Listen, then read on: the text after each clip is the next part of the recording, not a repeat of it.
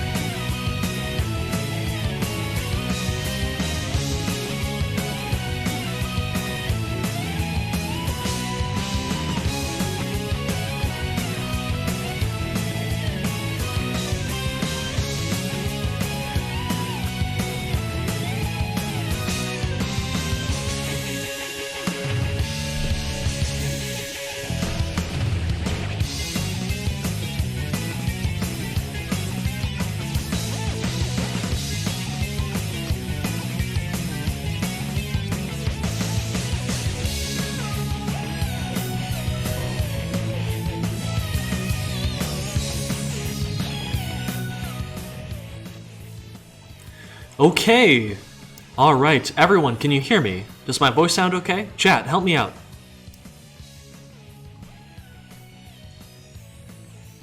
Good. Fantastic. All right.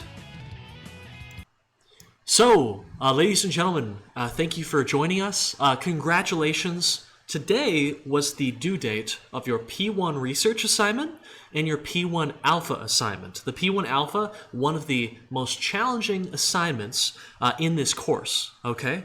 And as soon as you are done with P1 Gold, which is due on Monday, then you're essentially finished with P1, and you are essentially done with the most challenging part of this entire course. So you're almost there, hang in there. I want to say something very, very important, okay? A big part of this course is managing your time and being dev time efficient, right? Not necessarily runtime efficient, right? It's not necessarily about whether your code runs quickly, but it's more about, does your code scale where it needs to? And are you avoiding over-engineering? And are you being efficient with your time, right? So reaching out when you should, and being just very efficient that way. That is to say, while this project does take quite a bit of time, right? Most students report around 2 hours per day. Some students report 1.5 hours, and some go to like 3, and that's pretty nasty, right? While this project can be very intense and time-consuming, if you find that you are spending hundreds of hours per week on this course, something has gone extremely wrong, okay? That's not healthy, and something has gone very wrong. You need to think, stop and think, okay, how is this time being spent? Am I doing things I don't need to be doing? Are there tasks I can cut, right, and still come out with a really great grade? And there are tasks you can do that with, right? If you read the spec, if you read the rubric, you'll see you can actually afford to entirely skip one normal task. And skipping 2 normal tasks, it's just kind of a small shift left on the column. It's not a huge deal. And so ask yourself, if you do feel super stressed out, if you feel like, hey, I just can't keep up with this course, my schedule's falling apart, I'm losing it here, my health is degrading, then you gotta attend office hours, okay? Attend office hours so we can talk with you, right? Kind of analyze your schedule, analyze where your time is going, help you, analyze your techniques, help you develop some new habits.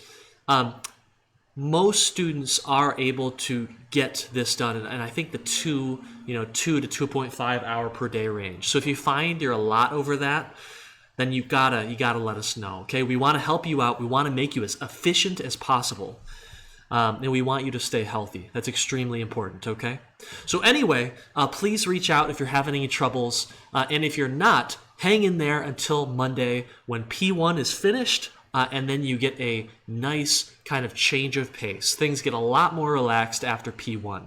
Okay, it's just that initial ramp up that can be pretty intense. Okay, so normally we would do the Mario Party mini lecture today. However, because of COVID, we had to kind of switch that around, swap it with some other stuff. The schedule is in flux, so thank you for your patience. Due today, as we said, was P1 research, P1 alpha. Right? You're in the home stretch. In fact, I want to take about 60 seconds and I want to get your feedback. I love hearing about how these assignments are going so we can make little tweaks for the next semester and for future projects. Chat, how did P1 Alpha go? Usually students report that it's a very kind of breakneck pace assignment where you have to just go, go, go. And some students like that, some students not so much. Hopefully it's valuable. But how was P1 Alpha to you, chat? Your immediate visceral reaction now that it's turned in. Right. Intense, a little bit wild. Yep. You end up with a pretty, buggy product, right? But that's fine as long as you iron out those bugs for P1 Gold. You now have 5 days to kind of iron those bugs out, to get things stable, and get a little bit of new content in there. Right? You're a little bit tired? Yes, merges, right? Stressful when the communication in your team breaks down, and it does. It does under pressure. I pulled an all-nighter. Ooh, teammate dropped. Oh, I'm sorry. Merging was a huge pain. I found that no difference in the pace between the milestone and alpha. Both were 3 to 5 hour. Ooh, milestone would be tougher. Okay, Unity absolutely stinks at Git. Unity randomly deletes stuff. Pulled an all-nighter every single week for this class. Yeah, so I want to see more faces in office hours because we really need to get more techniques going, and we need to make things a little bit more efficient for you. One of the reasons these early assignments are as time pressured as they are is that when you're given kind of a tight amount of time to do something, you really, it puts pressure on your ability to manage that time, and it puts pressure on your communication techniques with your partner, and it really forces you to think, does my architecture scale, right? Do my techniques scale? And if they don't, you're really going to feel that. So as we head into P2, you'll have a chance to start with a new code base. You'll have a chance to start with entirely new techniques. And you'll get to work to avoid that pressure that most students find on P1 milestone and P1 alpha. Okay? So everyone, please look forward to P2. Where you will have a chance to use some of these new techniques. And today I'm going to show you one of the best and most enjoyable, most useful new design patterns for preventing the spaghetti, for making things scalable. Okay, it's called PubSub, and it is just so much fun to use, and it really allows your systems to work together without really knowing about each other.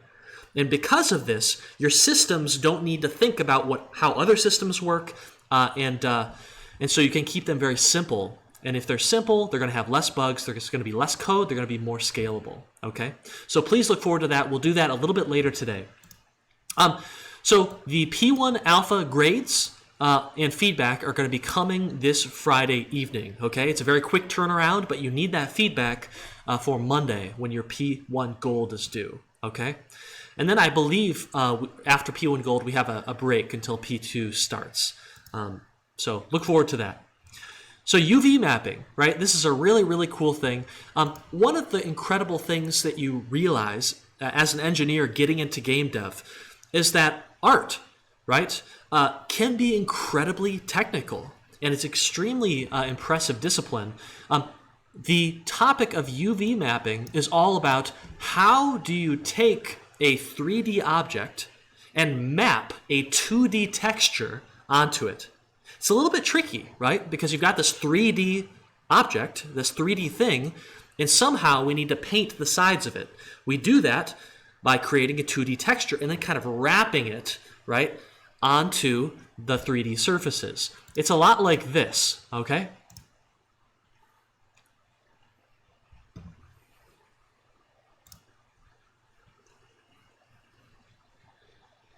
So UV mapping explained, right? You've got this 2D texture, right? This 2D plane, right?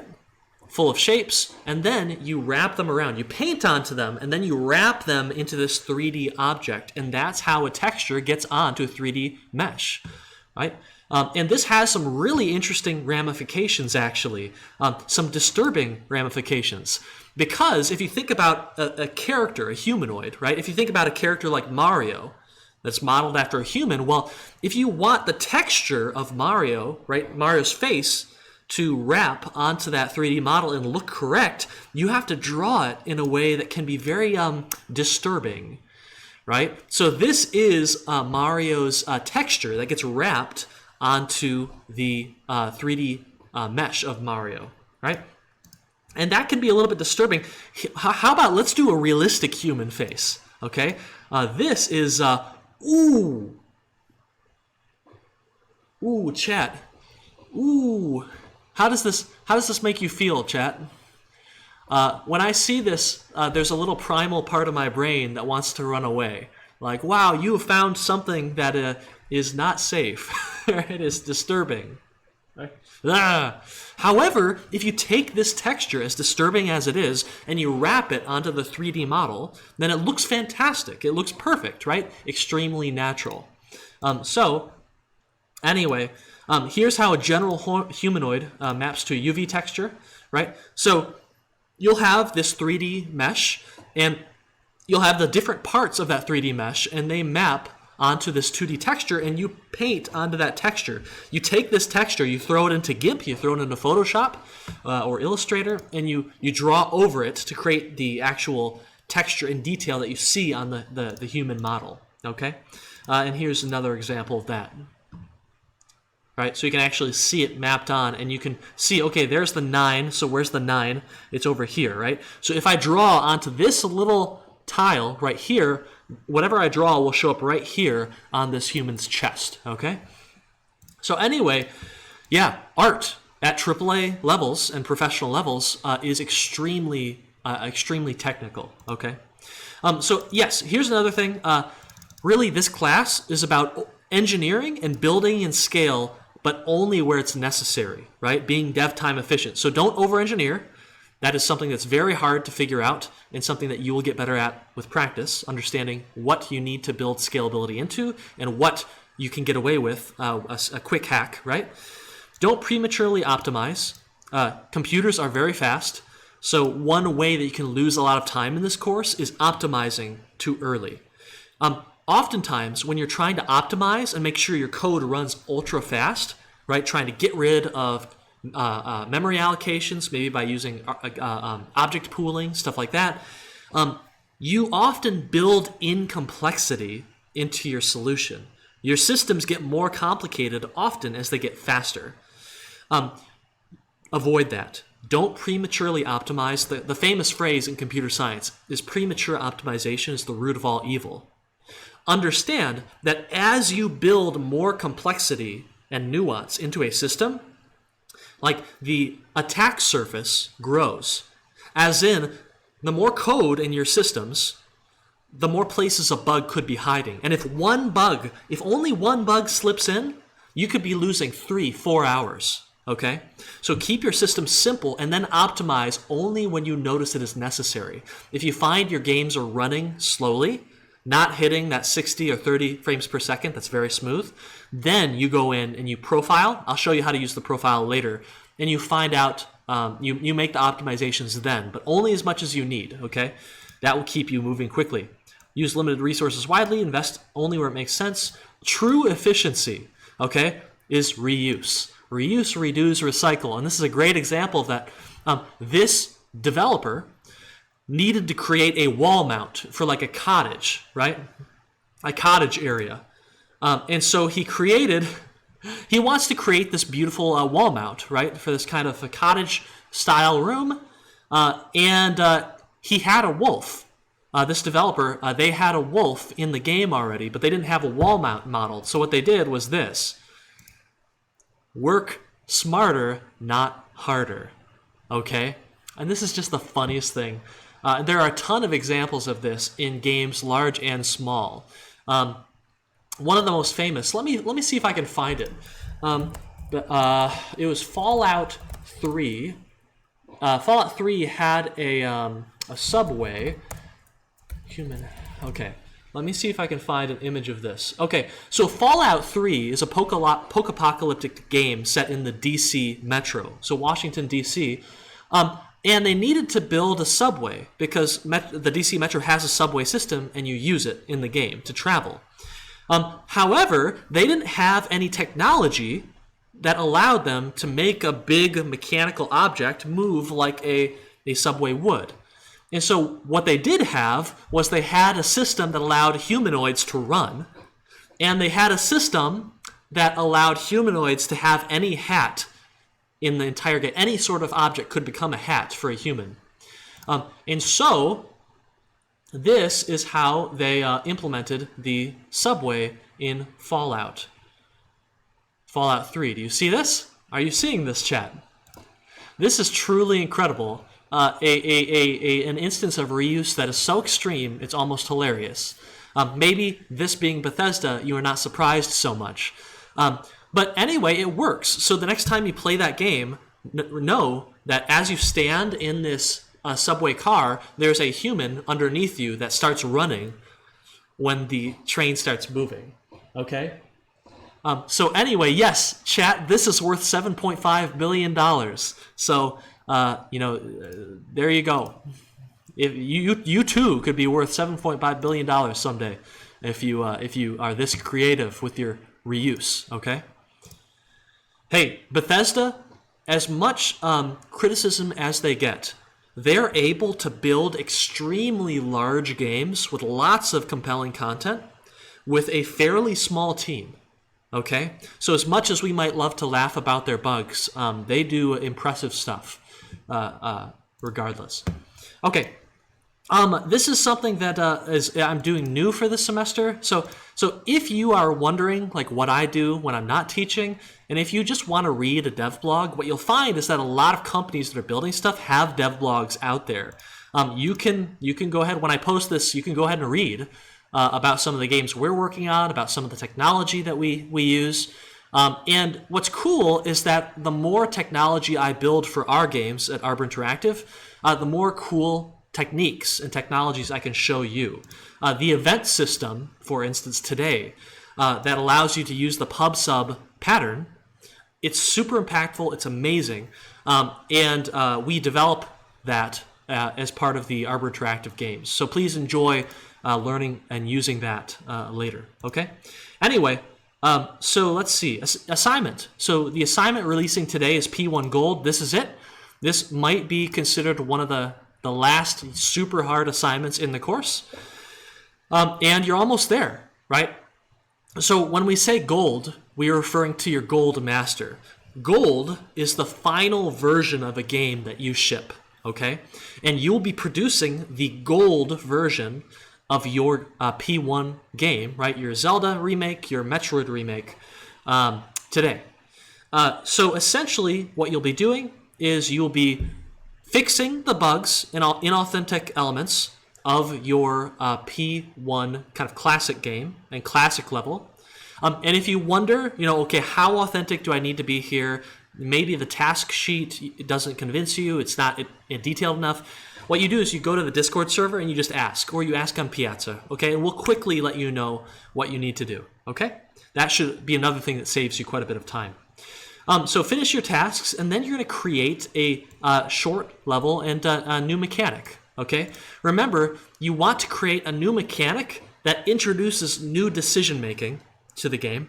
It doesn't have to be a ton of new decisions. It doesn't need to be a drastic change, but we want some sort of new decisions that the player makes from moment to moment. And then we need a new level, whether that's a new region in Metroid or a new a dungeon in Zelda, that uses that mechanic. And it does need to be a new dungeon. Don't just retrofit the one that currently exists, okay? You need new level layout with new rooms and all of that, okay? We have quite a few examples. Unfortunately, I think some of the Mac versions won't quite work because they were compiled and built for an earlier version of the Mac operating system. Apple is another one of those companies that loves to break backward compatibility, sadly. However, I believe that some of these are indeed playable. At least they were when I tested it. And there's a web build here, at least for Zelda. I could probably find a web build for Metroid if any teams want to see more. Just let me know on Piazza or send me an email, okay? There are tips down here, and there you go. Keep in mind, again, look at the rubric. You do not need to have every single task totally done. You can skip, I believe, one normal task without it affecting your completion part of your grade at all, okay? So use these things to your advantage. All right, make a plan. Does anyone have any questions on P1 Gold? Wouldn't you buy a guy with a train hat for that much? Big brain Todd Howard, man. Excellent. Okay, so let me know if you have any questions on this assignment in Piazza via email or on the Discord server, okay?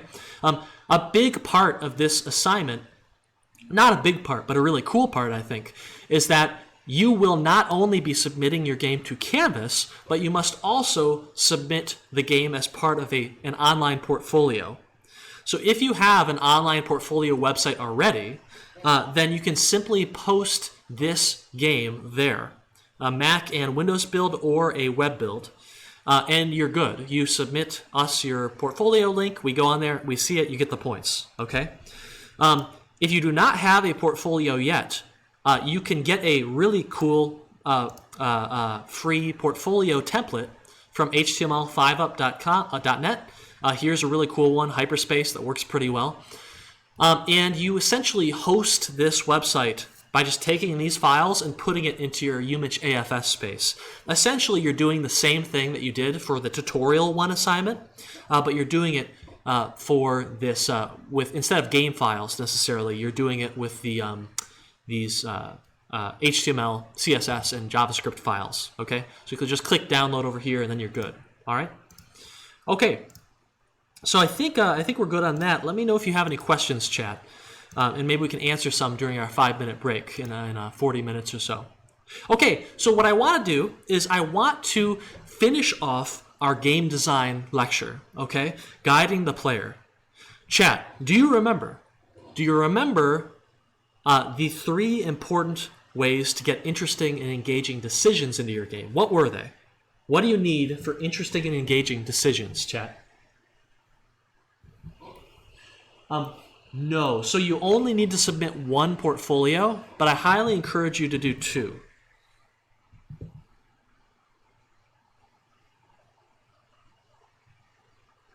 To answer your question, how would you suggest making the new level? Is there an option in the 494 menu that can help? So what you could do is you could take the files that you input into the 494 like map generator, and you can create new copies of that and put the tile codes everywhere, right, to create your own tiles. I think some teams do that, and that can be useful.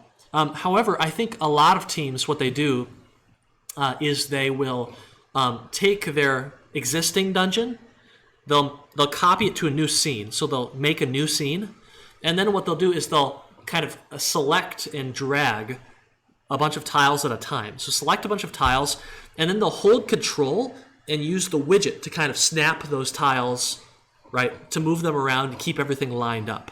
I think a lot of teams do that, and that can be very effective as well. That gives you a lot of very granular control over your, every tile of every room. You can do that if you like. That's effective too. Right, you need to have consequential decisions, right? So consequence, impact, right? This decision matters. There's some reward for making the decision, or there's some change that happens depending on how you make it, right? And then you've got the temporal nature of it, right? So you want your decisions to be kind of short-term decisions, medium-term decisions, and long-term decisions. And you also want your decisions to be surprising, right? You don't want them to be super predictable. You want them to be surprising in the decision you make, and also sometimes in the impact it can have, okay? Because if a decision is too rote and too understood, then it's really not a decision. You already know how to make it, so you just make it, right? Okay. So let's keep going, because it's interesting decisions and then guiding the player. Last time, E.T. Destroyed the video game industry by guiding the player really poorly. And so we saw last time that Kya, Dark Lineage, a game that does a really great job of introducing its mechanics very quickly and in very easy to understand ways. So you can get into the game very, very easily and start having fun right away, okay? So what I want to do is I want to show you another game. It's very short. We're going to show you about a 5-minute clip of this game, and then we're going to do the same exercise. What do you notice? Okay, from all these techniques, camera guidance, direct instruction, environmental cues, just-in-time controls, controls that appear only when you need them, behavior modeling, locational nostalgia, sequence learning, right? What do you notice in this new clip? Maybe you've seen this game before.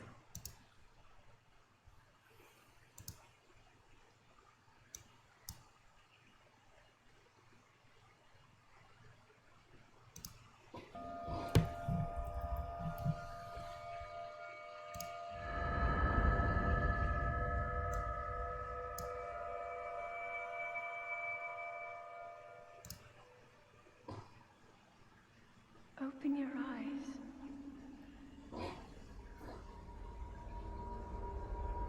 Open your eyes.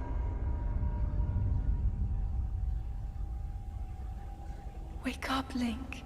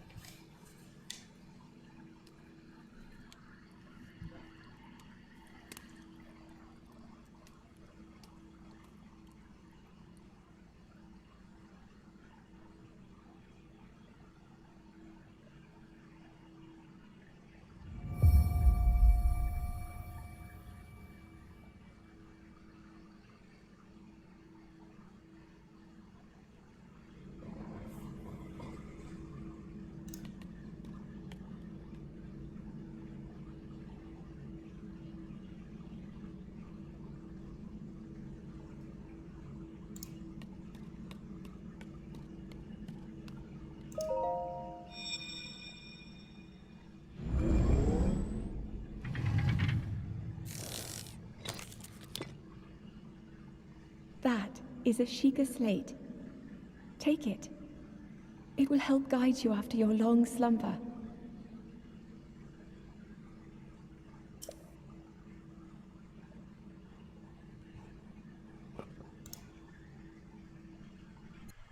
Hold on, team. I'm going to kill one of my Unity projects that is open, so that I can hopefully get a better frame rate for you here. Go ahead, save. All right, bye-bye.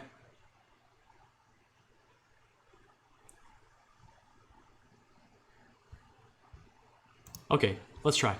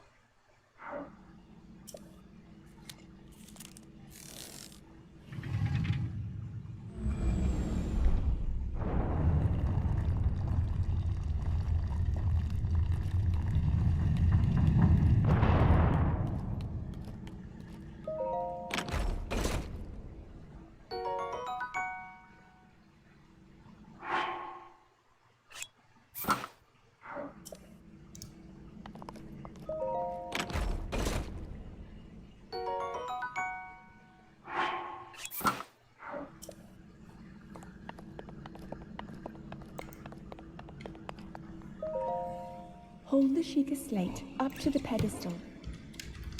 That will show you the way.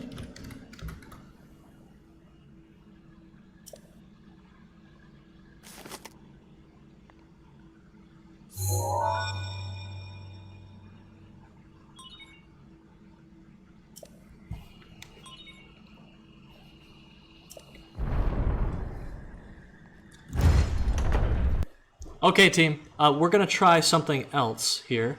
Let me go ahead and open up Twitch, and what I'm going to do is I'm going to give you the link to this video, and you will watch it at the same time that we are, okay? So let me see if I can copy video URL at runtime. I'm going to go into the... Well, I got to log in first. My apologies, team. It is something that just tends to happen from time to time. Fortunately, we don't have any other video that we need to show for the rest of the lecture, so we should be fine as soon as we're done watching this video. Let me do this, log in to Twitch here. Okay, gonna go to my stream, paste the link for you. Okay, so... Help with the explosion. Nope, don't watch the video. Let's go to Yarger. There's the stream. Gonna paste it in to chat. Hey, there we are. Let's go to... Okay, ladies and gentlemen. So watch that until the point where Link finds the twig. As soon as Link finds a twig, that is your key to stop and rejoin us, okay? So turn this stream down and watch that video, okay?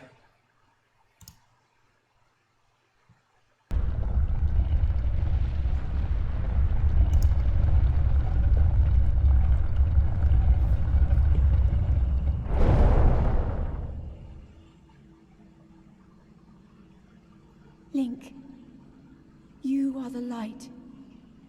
Our light. That must shine upon Hyrule once again. Now go.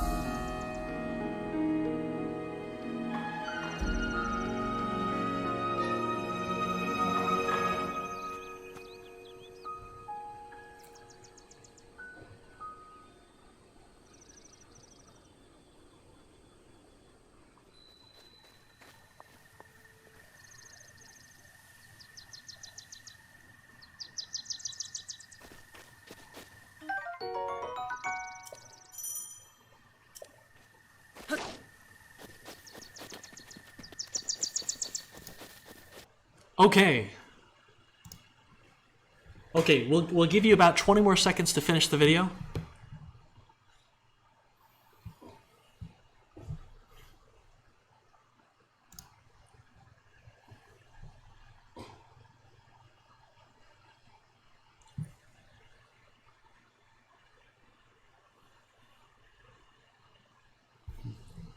Okay. Okay, ladies and gentlemen, I hope you finished the video. Chat, let's go through it really quickly. You did a really, really great job with Kya. You did a fantastic job with Kya. Okay, last time.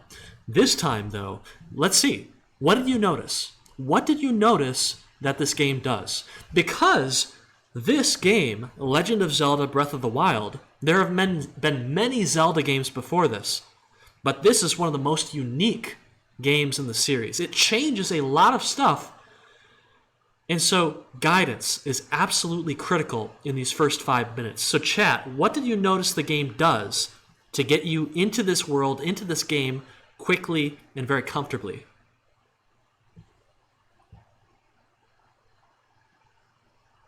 So opening cliffside, right? When the opening cliffside, that beautiful scene happens, it points you right at Hyrule Castle, which happens to be the end of the game. Yes, very, very good. He can climb now. Okay, yes, but what does the game do to help you realize that? Camera focus on the interesting things, right? The camera, right? Establishing shots are all over this game. Absolutely. There's light in dark spaces, right? The cave is very dark, and so light can be used very easily to kind of attract the player's attention. Awesome. So let's go through it, actually. So opening camera cinematic first establishes open world, showing multiplication 1, and then turns the closest and shows the nearby objective. Absolutely. Camera pans where it wants you to go next. The game forces you to learn about climbing in order to make it out of the cave. Excellent. Amazing. Amazing. Excellent, excellent, excellent. Good. So let's actually go through these really quickly. This is one of the first things that you see. Okay? When you take control of Link, when the opening cutscene ends, this is what you see. This is the establishing shot. And if your eye were to hit this screen for the first time, chances are your eye might bounce right here, right? But chances are your eye also might bounce right here, right? It might also bounce to the door, but beyond those three things, there's really nothing else to look at. This is the thing that attracts your attention, and it's no surprise, right? The light grabs your attention and brings you over there. Okay, then something really cool happens, right? I'll jump off for a second. This, down here at the bottom. Do you see that? So if you look at the bottom, a moment after you gain control, my apologies, a moment after you're able to control the game, suddenly these motions come up, right? These controls appear at the bottom, right? And you only get a few controls, right? The game doesn't tell you how to jump. It doesn't tell you how to attack because it wouldn't be relevant. There's no jumping to be done here. There's no enemies to be dealt with. So the game only gives you the move and then a little camera rotation stick, right? Move with the left stick. If you want the camera, you can do it with the right stick. And then the pause button, okay? They probably didn't need the pause button, to be honest with you. And then another thing to notice, which you might not have noticed, is that these controls don't just, they're not just there, right? They actually flash in. Do you see this light, right? That is kind of fading off of the controls. The controls like pop in with this kind of brilliant little light to grab your attention, right? Because the game devs, the designers really want your eyes to quickly jump down here. And if they just had the controls kind of slowly fade in, your eyes might not jump down there, might not notice. However, because they flash in with this brilliant light, your eyes are very likely to jump down there and see the controls, okay? The game then moves you to this panel. You go to the panel. You then obtain an item that looks very weird. It looks familiar, doesn't it? Interesting. Have you ever seen one of these before? Your very own Sheikah slate. Interesting. Huh. Wow. The shape of that is just, yeah. Anyway, so you obtain this object and then the door that you saw earlier opens. In other words, in the same way that Kya traps you with the tree and forces you to prove you can jump to continue on. In the same way that Metroid traps you in the morph ball room and forces you to press down and use the morph ball, prove you can use the morph ball to carry on, this game traps you and forces you to obtain the most important item in the game before it allows you to move on, okay? I want you to imagine a scenario where that door is open instead of shut at the beginning of the game. What could happen? Chat, what is the worst thing that could happen if that door were open? It's a tiny change, but it could prove disastrous. What could happen?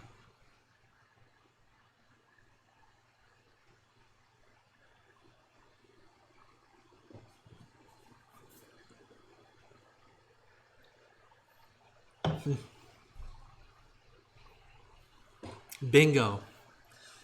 One of the worst things that could possibly happen to the player is they accidentally leave the room without going to the pillar. Maybe they think it's not important, or maybe something outside the room attracts their attention more than the pillar. So they leave the room, they leave the cave, they get lost in the wilderness, and then they come upon a puzzle that requires the slate. It requires the Sheikah slate, the one thing they didn't have. And what's worse is that they don't even know that they can't complete the puzzle they're at. And so they spend hours trying to complete the puzzle, like, okay, what do I gotta do? Do I have to climb my way through it? Well, no, that doesn't seem to be working. Do I need to push a boulder over there so I can get across? And all these solutions they come up with, they're just not working. And they don't even know that they were doomed to start, right? And so the game has to guarantee that the player has gotten the Sheikah slate before they can let the player leave, because it could be an absolute disaster if the player were to walk out without it. And if a player can do something to ruin their gameplay, then they will. Eventually, some player will. It's like the Moore's Law, right? If something can go wrong, it will. And they will go online and write a bad review, and that's not good for your sales and your game, okay? Gonna get shut down if too many people do that. So anyway, it's very, very important. I call this a trap progression or a trap pattern, and it's self-explanatory. You trap the player until they have done the thing that you as a designer need them to do, until they have proven that they understand something or have acquired something that they need for later in the game, okay?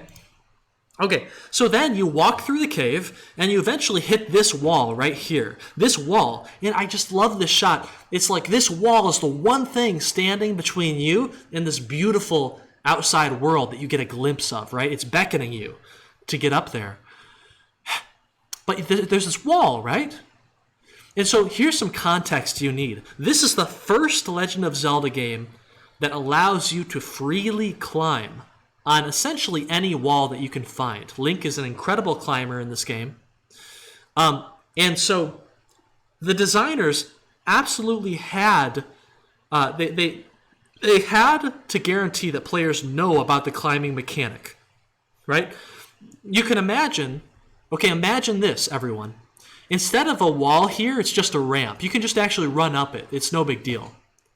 Okay? Well, what's the worst that could happen? Well, what if a player got outside without climbing, didn't even know that climbing was in the game, because they played the other Zelda games where climbing is not a thing.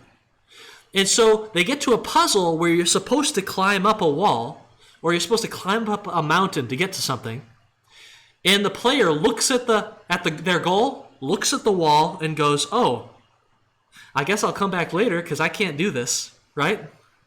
Or, oh, I guess I need to roll a boulder over here. Or, oh, I guess there must be a secret passage somewhere to get up this mountain. You know, I can go inside a tunnel or something and emerge.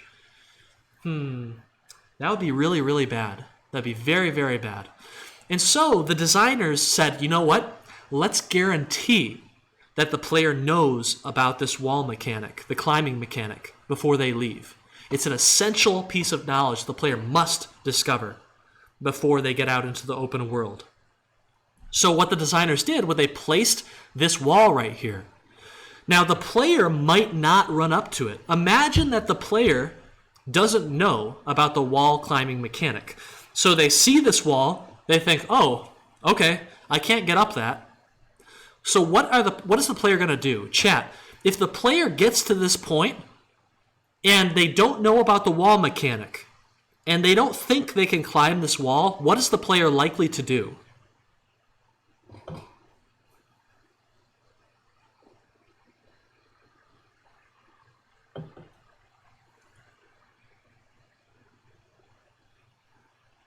Well, they're not likely to AFK. They just spent a bunch of money on a Nintendo Switch and this game, $60. So they're probably going to get their money's worth. They're not going to AFK right away. Bingo. They're going to turn around. The player is going to turn around and try and see if there's another way forward. They're going to go, wow, okay, I must have missed something. They're going to turn around and they're going to look. And when they turn around, they're going to be back in about 30 seconds. Do you know why? They're going to be back in about 30 seconds because this cave is super small and there's almost nothing in it. One of the only mistakes that I see in this opening is that there are boxes that you can push. And so the game kinda sorta hints that you should push boxes to get up this wall. And I've seen players accidentally try and push and stack blocks to make a tower so they can jump up. And unfortunately, that's the wrong piece of knowledge to take away. So eventually what happens, if the player, they're not going to return to GameStop. Eventually, in 2020, eventually they'll go look up a YouTube video or something. But they will get here, be confused, walk around, be back here in about 30 seconds because they didn't find anything. No secret passageways, no other way to get up. And eventually they'll walk up to the wall, seeing its texture, at which point Link will automatically snap onto it, right? So in this game, if you walk into a wall, Link will grab onto it immediately if it can be climbed. And so there you go. The player has discovered, oh, there's a climbing mechanic in this game before they get out into the real world where it matters, okay? The real outside world, okay? Another interesting thing you might not have noticed, the player has stamina in this game. There is a stamina value that decreases as you climb, and if it runs all the way to 0, if this radial bar runs out, you will fall, okay? And here's the question for you. So Nintendo could have put this bar over here in the corner with the health.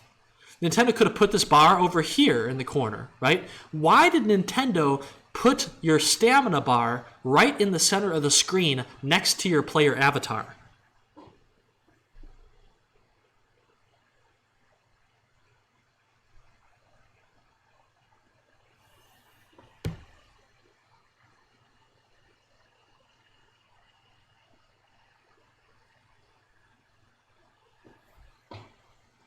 Bingo.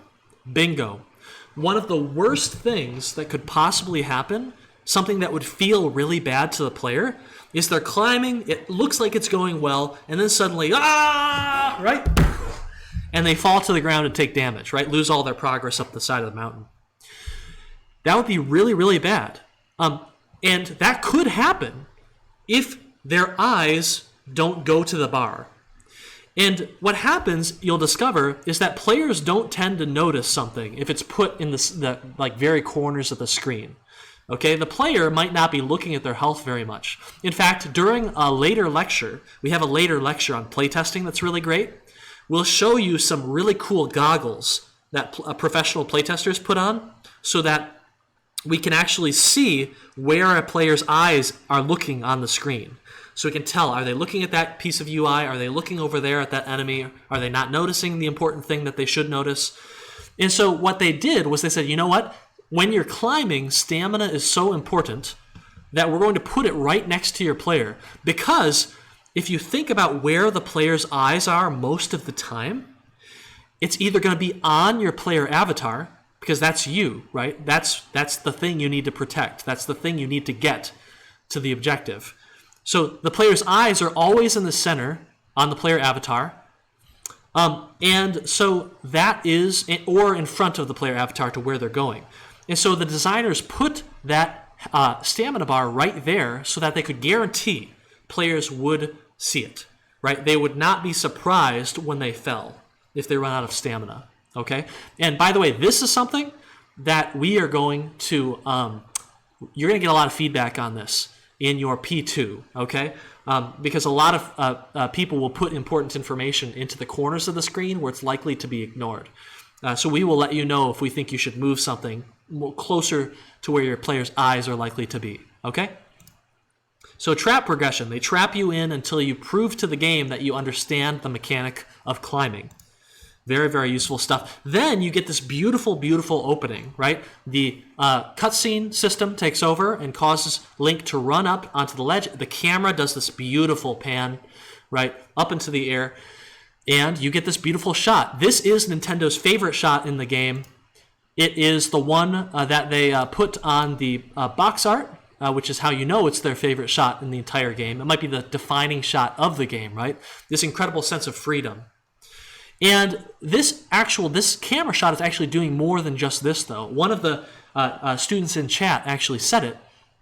This is a fantastic example of camera guidance, right? Because what is at the very center of this shot? Hyrule Castle.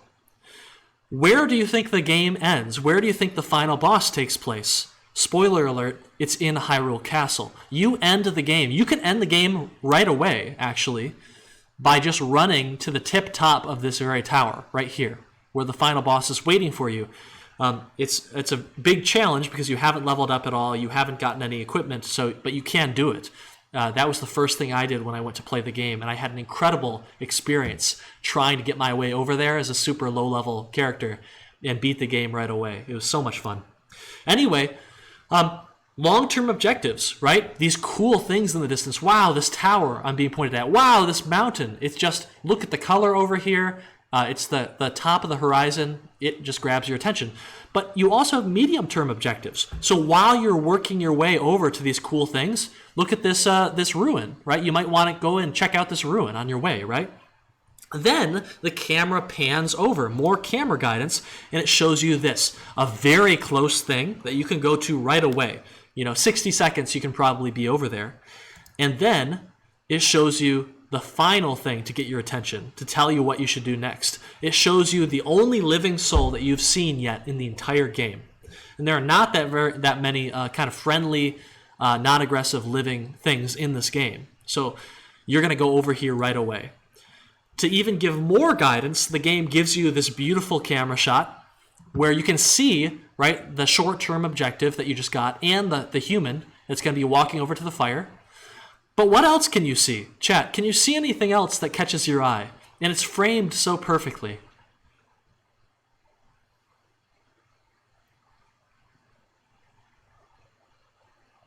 You can see the Temple of Time. That's correct. You can see the Temple of Time and the old man.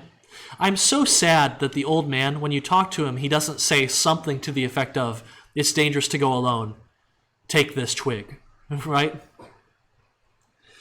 So something that you might see is right on your path is this twig right here. In fact, it seems perfectly placed, and Link is specifically angled to look at it, right? And if you don't notice the twig, that's okay, because it will actually flash for you. It will actually get the shiny effect that tells you, hey, pick me up, right? You'll walk over to it, and it's really important that you grab this twig because it is the first item, first weapon in the game, okay? It's the very first weapon, and the game at this point wants you to start learning about weapons because you might run into some enemies soon out in the wilderness. And notice, once you grab the weapon, it actually then tells you the control for attacking, right? So it waits and waits and waits. It doesn't even tell you about how to attack until you actually have a weapon to attack with, which is really, really smart. Excellent guidance all around, right? And no surprise, Nintendo's been doing this forever. So anyway, yeah, fantastic intro. You did an excellent job, chat. When you're thinking about, why are my playtesters being confused? Are they not getting into the game or not? Are they not understanding it? You'll see that guaranteed in your first few iterations of P3, and probably in your first playtesting session of P2. Essentially, just people being confused. When you start a game, like the first few times you show it off, people are just generally confused. How do I do this? How do I do that? What am I trying to do? What are my objectives? I don't understand what's going on, right? Think back to these examples, right? Breath of the Wild, do a fantastic job of this, have a ton of techniques you can use pretty quickly in your games. And then think of ET, right? Think of what you want to try and avoid. So let's keep going. I want to go back to this image. At the beginning of our last lecture, we talked about this image, okay? The intro to Super Mario Bros.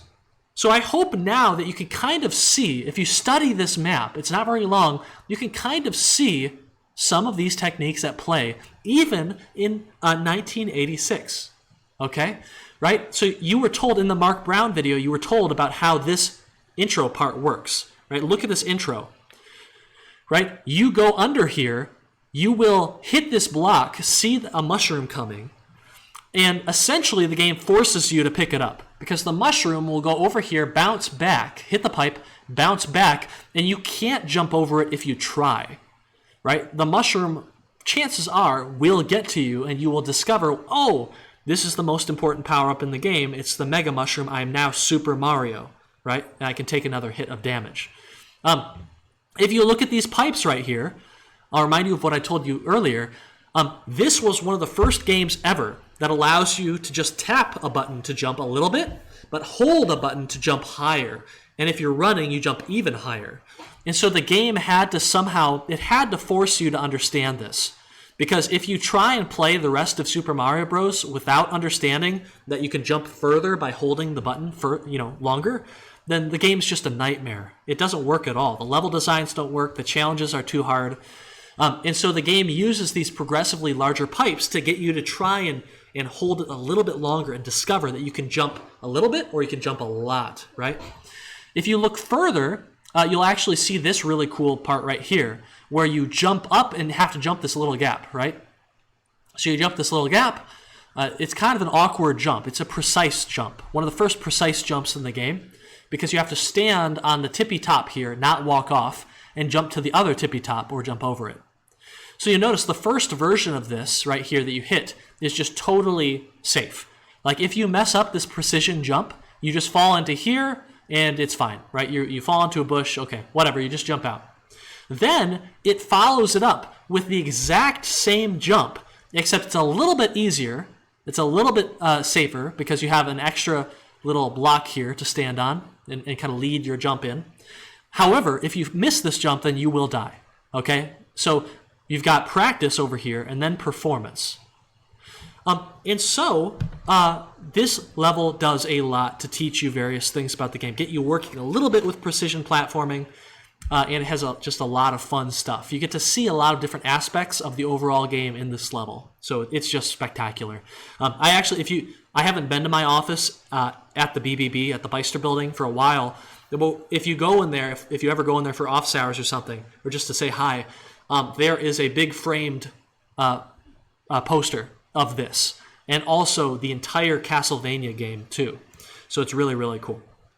So anyway, when it comes to asking, what makes a good game, what makes an engaging game, at least in this course, you've got interesting decisions, but don't leave it at that, okay? You're going to put a lot of effort into adding interesting decisions to your game, but that effort will go to waste if players don't understand what's going on. So you need to guide them as well.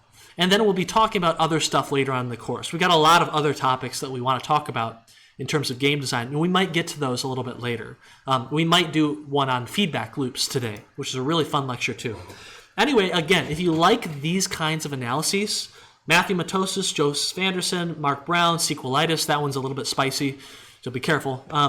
But anyway, there are a lot of great YouTube video essayists out there who will analyze these games for you, all right?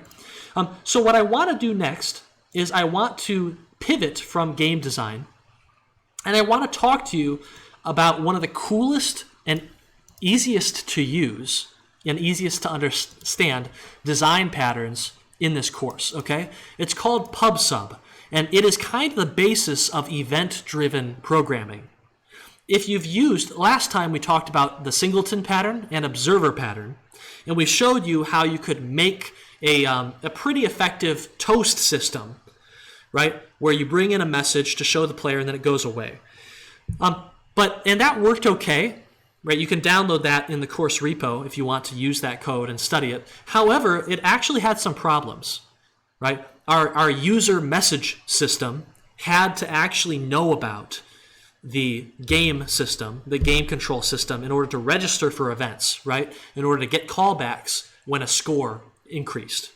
Okay, that's called a coupling.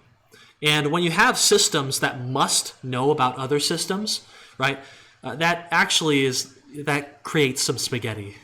Okay, so we want to be able to get rid of that and make our systems truly independent from one another so that they can stand alone and be simple and just do their jobs. And so we're going to show you how to do that in a pretty simple and pretty awesome way in just a little bit. Okay, let's go ahead and take our 5-minute break. I'm going to turn some music on in the background, and I know that you had some questions, chat. So go ahead and ask those questions, and we'll get to those in these next 5 minutes. We'll see you in 5, everyone.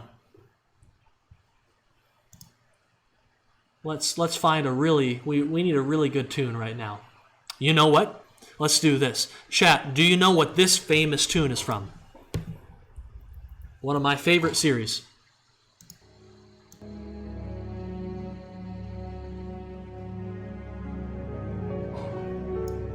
As we get close to October, the perfect song.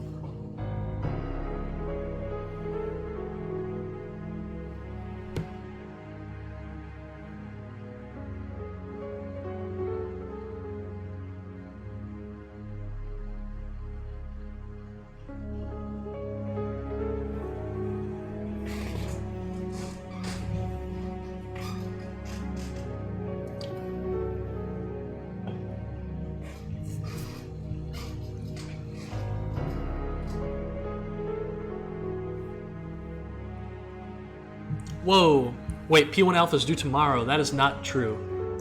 The schedule doesn't say that. The lectures we've been having don't say that. That might be a misclick. And if I misclicked, some of you are very lucky. Let me see here.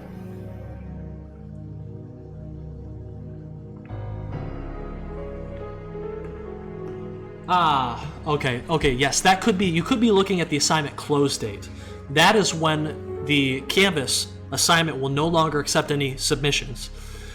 And that is in line with the course policy. Remember, we will accept submissions up to 24 hours late, but no more than that, okay? And it's really a substantial penalty if you submit late. So please, even if you're not finished, even if your game is missing some things, just submit on time, okay?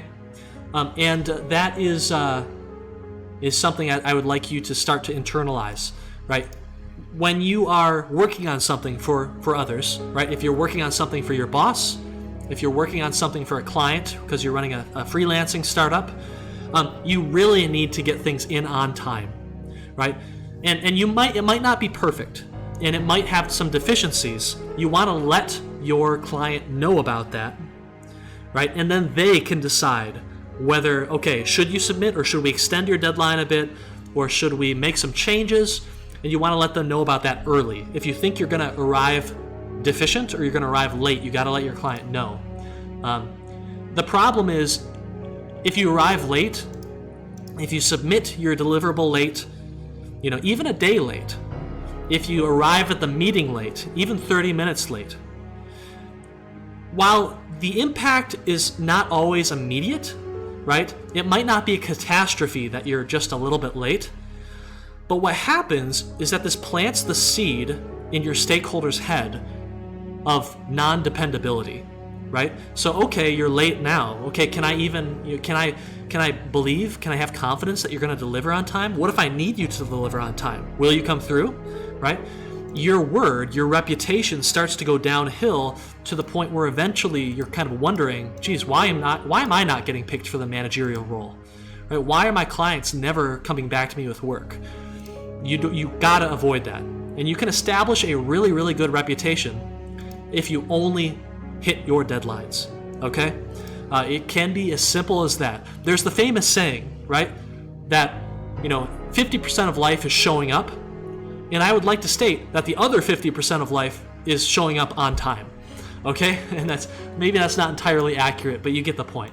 Okay, so let's And then if I'm ever late to lecture, I'm sure I'll never hear the end of it. And rightfully so. Rightfully so. We need to practice what we preach.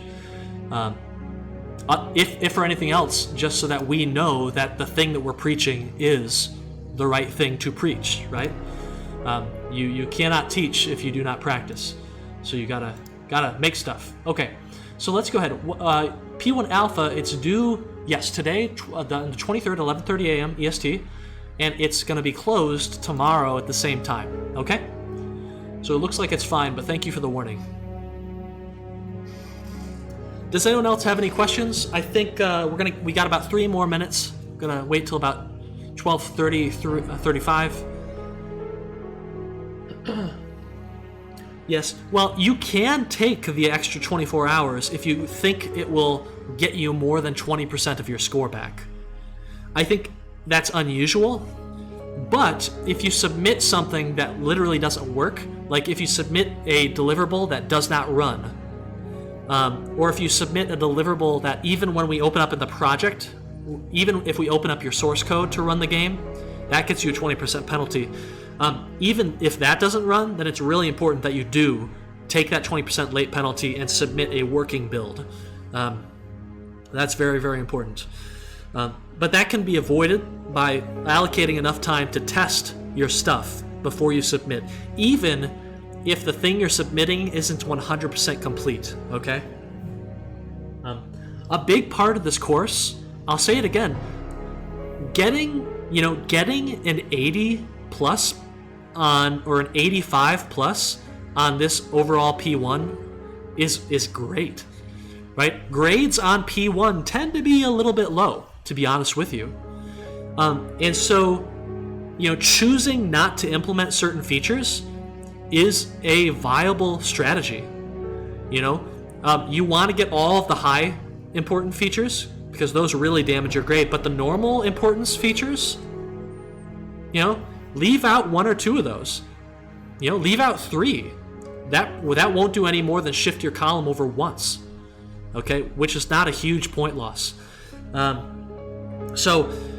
also note that if your grade on P1 is low, don't worry. Like, most of the points in this course are backloaded, right? Much like most of the points in a project are backloaded. And the whole point is that we want to grade you, not for what you knew earlier in the course, but for where you eventually get to as a game dev at the end of the course. And so that's why the grade points are kind of skewed that way. So anyway, yeah, do not be in the mode that, like, I need to get 100% on every assignment, because that is basically impossible, and extremely hard, though some students do it. And that there is quite a bit of extra credit in this class. When the 2 Wolverine Soft game jams come up, like, you'll have a chance at getting 60 plus points of extra credit in those 2 game jams if you do them both. The minimum if you do both of those game jams will be 30 extra points of extra credit. So that's a couple features you could skip right now if you commit yourself to doing those game jams. I had a question for P1 Gold Project Management. Are we just going to make all of the tasks ourselves? Should it include bugs that we will be fixing, or just the custom level? So you will be creating all of the tasks for P1 Gold milestone for the P1 Gold sprint of the on the P1 Project Management. So you will be creating those tasks, and you will be doing some bugs, I believe. So if you have bugs, you should put them into your project management. What will often happen is that your burn down chart will look like it's going down, and then it goes up because you reported a bug, and then it goes down, and then it goes up. That's totally fine. That's fairly natural. For P1 Alpha, it is better to have things that are sort of working, right, and avoid things that are missing. For P1 Gold, it's a little bit hard to say because completeness is, I believe, different. It's a different criterion than the technical soundness criterion. Personally, I would go for completeness. Have the thing in the game, have an attempt at it, even if it's buggy, even if it isn't authentic, because there's a chance that your grader might see it as being authentic enough, right? It's kind of a judgment call. And there's a chance that whatever bug exists in that feature, if it is a probabilistic bug, if it doesn't always manifest, then you might be fortunate and you might not be punished for that bug. Just like how if people are playing your game, like real players, they might not encounter that bug. If the feature's missing, we will notice and find it, and you'll lose some points there, okay? If it is a high priority task, and if it's enough normal priority tasks that you're missing. I would go with buggy over missing. Okay, so let's go. If a Halo song ever gets onto our playlist, it will be the final run of Halo 3, because that is the main Halo game that I played back in the day, and it has tremendous music.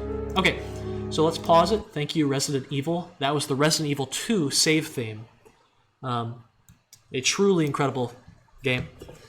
Okay, let's keep going here. What I want to do is I want to talk to you about a new design pattern. And hopefully we won't be as rushed as we were last time. But really, this is the design pattern I want you to take away from all of them, if you're going to remember any of them, okay? So pub sub, the idea that we want to separate systems from other systems, okay? What I want to do is I want to show you an example of this design pattern working, and then I'm going to go through and explain the context and how it differs from observer, okay? So don't be afraid, don't worry if you're a little bit confused by the setup here and how it works. Okay, I'm going to show you a super basic tech demo, okay? We've got our character here, this blue, sphere, okay? And every time this sphere touches this block, we're going to score a point, okay? And we're going to score a point because, as you see here, we've got the score point on touch component, okay? Score point on touch. So every time we touch something like this block, we are going to score a point, okay? Let's take a look. Very, very simple, game. It's not really a game at all. Okay, so there goes the ball. It's going back and forth. Boop, it touches the block, scored a point. Boop, it touches the block, scored a point. Boop, it touches the block, score a point. And you can see that we have a UI system over here that is updating and telling the player how many points we've scored, correct? Okay, so the interesting thing here is how it works, okay? In a previous project, what you might have done is you might have said, you know what? This moving sphere has a score point on touch component.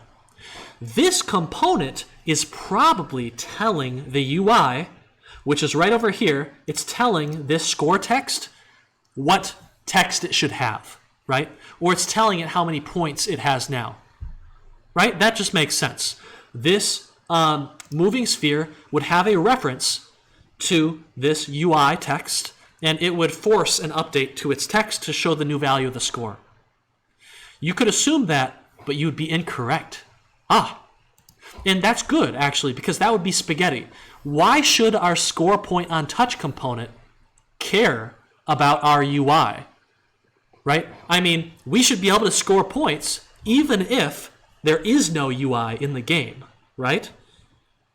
And so let's look at how this is working. Let's go on in. We're going to double click. Here is our score point on touch component, okay? Forget about this stuff down here. Don't worry about it, okay? So our score point on touch component is very simple. All it does is it stores the current score for this game object, and it starts at 0. And when it touches something via an on-trigger enter callback or call, what it does is it increases the score, and then here's the magic. It does this function right here, okay? Eventbus.publish. Eventbus.publish. Okay? It is emitting, it is creating, it is publishing an event. It is publishing an event class, an instance of an event, right? What event is it publishing? It is publishing this event. It could publish any event. It could publish a player spawned event. It could publish a damage taken event. But because this is the score point on touch component, it publishes a score event. Okay? And this score event is a class in its constructor, it takes a value. It takes a float, and that is the total score. It takes an int, sorry. And let's see what this score event class is. I bet it's really complicated. Well, actually it's not. If you look at what this score event class is, it is basically just a struct. It is just a container for an integer, okay?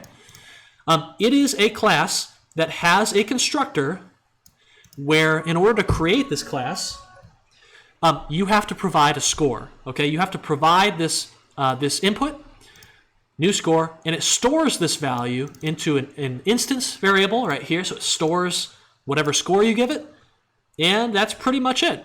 The only other thing it has is it has an overridden toString, so that if you ever want to print this, event as it comes through, then it will actually say event new score this, right? That's it.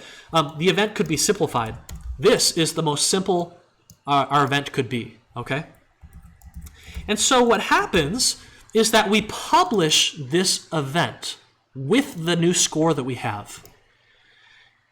But someone has to subscribe to that event, okay? We publish a score event, but who is subscribing to that kind of event? And so let's go back and look. We got our game. It's still running. And so we might guess, well, you know what? I bet our UI system subscribes to that type of event. Okay? And so let's pause the game. We're going to go to our score text. And there it is. Okay? Look at score text has a component called score UI.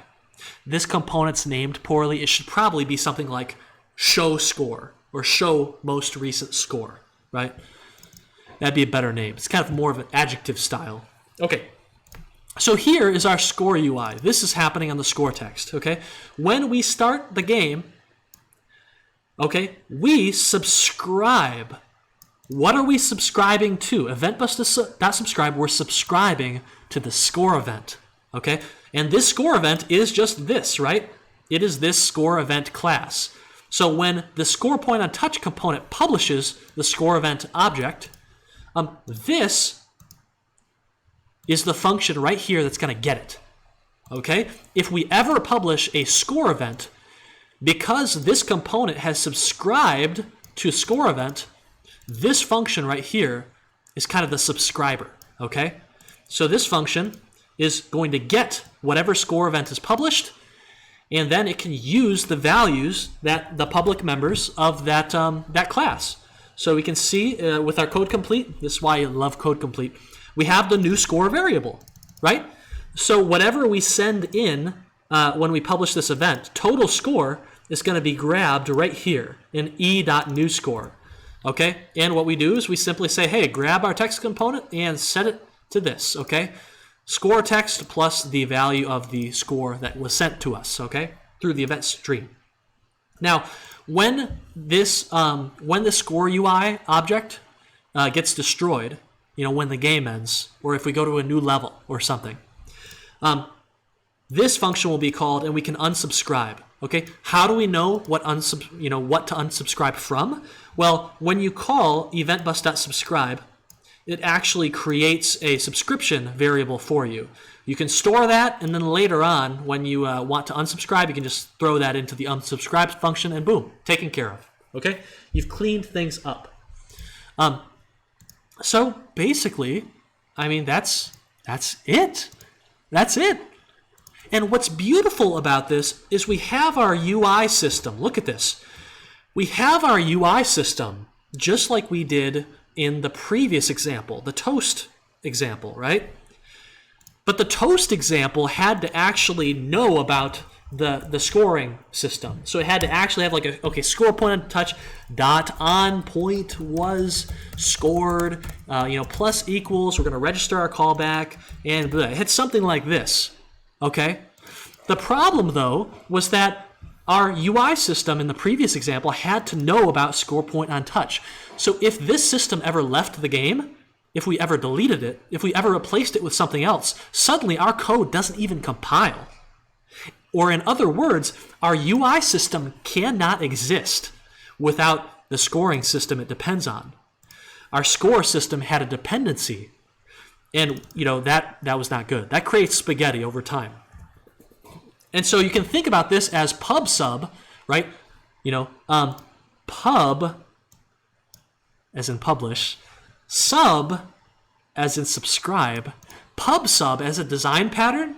It allows us to get rid of dependencies so that our systems can stand alone, but they can still communicate through events that they kind of subscribe to and that they publish and emit, okay? So anyway, this is a super, super simple example, but it works really well in other games too. I want to go a little bit deeper into what this pattern really means. Let's go ahead and check out some slides here. Where did the slides go? Okay, here we are. I hope this is a little bit more. Comment and subscribe. Smash that like button. Follow me on Twitch. Anyway, sorry. I hope this example is already a little bit more clear than how Observer worked a little bit earlier. So to hammer the point home, because this pattern really is awesome, and it's going to be very useful on P2 and might even help you on P1 Gold if you implement a new system for your Gold, your custom level. So last time we had the observer pattern where one system observes another, okay, couples to another so that it can get events and get updates, okay? Here's essentially how it worked. We had a user notification system that would call and create toast messages, okay? However, if you look at this code really closely, this system had to register for events. It had to register for the on-player scored callback of the game manager system, okay? So in other words, we had our user notification manager system, and we had the game manager system, and the user notification manager subscribed to callbacks on our game manager, okay? In other words, it was coupled, okay? Like, this was pretty good. It was much better than other ways to do it because game manager doesn't know any details about those who have subscribed to it. The observed system that emits the events, it doesn't care about who's listening, right? The user notification manager could be listening. Another system, the player spawner system, could be listening. The save system could be listening. But it doesn't really care who's listening or if anyone's listening. It doesn't care at all, right? Which is really good because it allows game manager's code to be really simple. It just focuses on its job. It doesn't have to worry about whether other systems are getting the events it needs, okay? However, there's some bad stuff to this too, because unfortunately, in order to get the events that game manager is responsible for, the user notification manager has to register on the game manager for those events, right? So user notification manager has to know about game manager's existence, and it's spaghetti code. It might not seem that bad, but this is the kind of thing that builds up over time as your systems get more and more complicated, and it creates spaghetti where all the systems have to know about each other, and if you remove or change one system, all the others break. So that's not good. So user notification manager breaks if the game manager disappears. Okay, and this is called hard coupling. Okay, a really good way to know if your systems are coupled to each other, coupling is bad, is just ask yourself, if this system were to disappear, would my game even run? And unfortunately, the answer is no if you've got hard coupling, and the answer is actually yes if you have soft coupling or no coupling, which is what you have with PubSub. Anyway, the situation with observer pattern is that whoever is publishing the event, whatever system is publishing events, is decoupled because it doesn't care who's listening to the events, if anyone. However, the subscribers to the events, right? The systems that need to get those events are coupled to whoever is creating it. So the subscriber is coupled to the publisher, not vice versa. And that's good. It's an improvement over what systems would normally be, which is all systems have to know about each other. However, it's not perfect. It's not the best. So the question is, how do we decouple these systems in both directions? The publisher doesn't know about the subscriber doesn't know about the publisher. And so We use a really cool system called PubSub, a design pattern called PubSub. And so what we do is this is the observer pattern. We've got a player system that has an event on it, on player scored. It emits events, right? And other systems subscribe to it. So you've got a UI system that subscribes to player system. You've got a toast system, let's say, that subscribes to player system, okay? And you can see it registers the subscription here, and then this is the handler for the event, okay? Right down here. Cool. Now what we're going to do is we're going to try and decouple these. So what happens if player system disappears? If player system disappears, then none of these two systems compile at all, because suddenly player system doesn't mean anything to the compiler, okay? So that's a spaghetti. So what we're going to do is we're going to get rid of these, okay? We're going to eliminate them, boom, right? Look at this closely, right? We get rid of our subscription here, and boom, we no longer have any events happening. We just have two functions kind of hangling. They'll never be called, okay? What we're going to do is this. We're going to separate them, spread them out, and then we are going to put an intermediary, a third party that everyone talks to is going to be in the center. It's going to be delegating events. It's going to be our event bus, okay? Remember Eventbus, right, from the code that we were just looking at. So where is it? There we go. Eventbus. So systems won't talk to each other, but they will talk to one other system that will kind of be the intermediary for all the events flying around. This is the event bus system. And essentially, the event bus, it's just a list of event types and people who are listening on that type, okay? And what's going to happen is, let's say that our player system does a publish, okay? The player system, one day the player's playing the game and the player system goes, oh, the player scored. So the player system does eventbus.publish. What is it publishing? It's publishing a score event. Which score event? Let's publish a score event with the new score of 2. Okay? This score event now is an object. It is flowing through, and the event bus gets it. Okay? The eventbus.publish function takes that event bus, and it says, okay, who has registered? Who has subscribed to the score event? And so it says, oh, okay, well, no one has right now. So the event just goes nowhere and disappears. No one was listening for the score event, so it just kind of vanishes into thin air. However, let's say that our UI system subscribed to the score event type. And let's say our toast system subscribed to the score event type, okay? And you can see they both did down there. And they have hooked up their handling functions. Okay?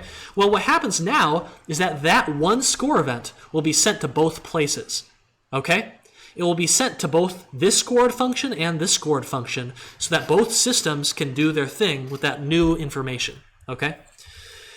And so this is really nice, because these two systems don't have to care about player system. Player system doesn't have to care about toast system or UI system, but they all know about the existence of event bus, which is fine. You're just coupled to one class, but one class only, which is not a big deal. So event bus. Here's essentially how the event bus itself works. Like I said earlier, it has a type system. It has a dictionary of type, an event type that points to a list of people who are subscribed to that type. Okay? And so let's say, this is how it could be. This is the dictionary. So the score event type has a list, and here's the list of these functions that are waiting on that type, that are subscribed to that type. So UI system.scored is waiting, toast system.scored is waiting, particle system.scored. These three functions are all subscribed to the score event type. But maybe there are some other types that have subscriptions, right? KO event. There's the UI system that has subscribed to the KO event, because maybe the UI wants to say some message when the player gets knocked out, right? And, maybe there's our systems that are waiting for the new player event. Maybe the UI system wants to subscribe to the player event so that it can show you a message that says, hey, new player entered. And maybe the audio system wants to subscribe to the new player event so that it can play the, player 1 entered, entered chat room, player 2 entered, right? So that it can play vocals or a sound effect when a player spawns in, okay? And so we have all of these functions waiting on different types of events, okay? And here's how it would work. A score event comes through and hits the event bus. The event bus then says, oh, score event. Okay, who wants the score event? Who is subscribed to score event? It goes down here and says, okay, event reaches the broker. Okay, broker uses event type to find subscriber list. There you go, right? So the event comes through, event bus says, score event. Who's waiting for a score event? These three functions are registered for a score event, okay? And then each subscriber gets called with that event. So boom, UI system.scored gets called with that event. Toast system.scored gets called with that event. And particle system.scored gets called with that event. So they can all do their processing on that new event data. So they can show like high score 2, particle system 2, right? Because that's the new score. Anyway, that's how the system essentially works. It's fairly simple once you've used it a few times, and it's very easy to use within each system. Another cool thing is that it might not just be one system that's publishing events to the event bus. It could be 2, okay? So maybe there's another system that wants to send player score events as well. Like maybe an enemy can score or something. But also, maybe there's another system that sends different kinds of events. For instance, you could have a networking system that kind of monitors the current state of your player's connection to the game server. And if it ever notices that the player has disconnected, what it will do is it will publish a disconnect event. And then any system that wants to wants to do some logic in response to being disconnected can do that. It receives the event, and there you go. For instance, the Toast system or UI system might want to tell the player that they've disconnected. Maybe so that the player can know to turn their Wi-Fi back on or pause the game or something. Who knows? But anyway, the pub-sub architectural pattern is super, super useful in many circumstances because it allows publishers to do this. A publisher says, maybe someone will listen to my events going out, but you know what? If no one is, I don't really care. It's okay. If there are no other systems out there listening to me, I don't really care. It's fine. I'll just focus on my job, doing my work and then emitting any events that I want to. Now, subscribers are simple too because, hey, messages are great, but so is silence, I guess.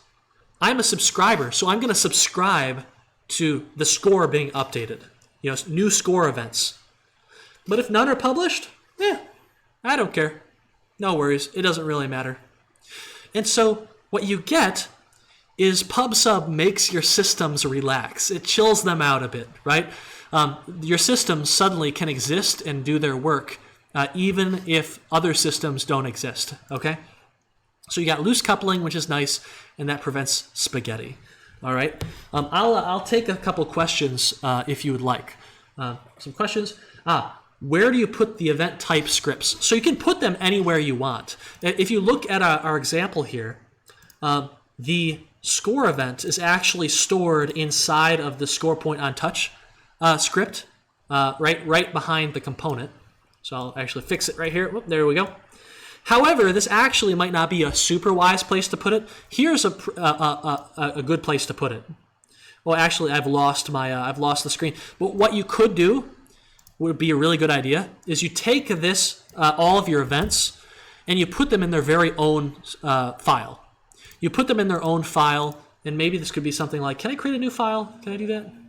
I never do that. I always do that from Unity. But what you could do is you could just create a new file. Maybe I'll do it in my other project just to show you. Go create. Let's create a sheet. Let's call this common events. Okay, we got common events here. And there we go. We got common events. So we're going to click. Oh, this is the right folder. Okay, so this is not a component. So the first thing we'll do is remove model behavior derivation. And we will go ahead and make it into just a normal class. We can probably get rid of these things. And actually, you know what? What we'll probably do is we'll just get rid of all of this. And we'll just throw these events in here. Save, and then there you go. That's it.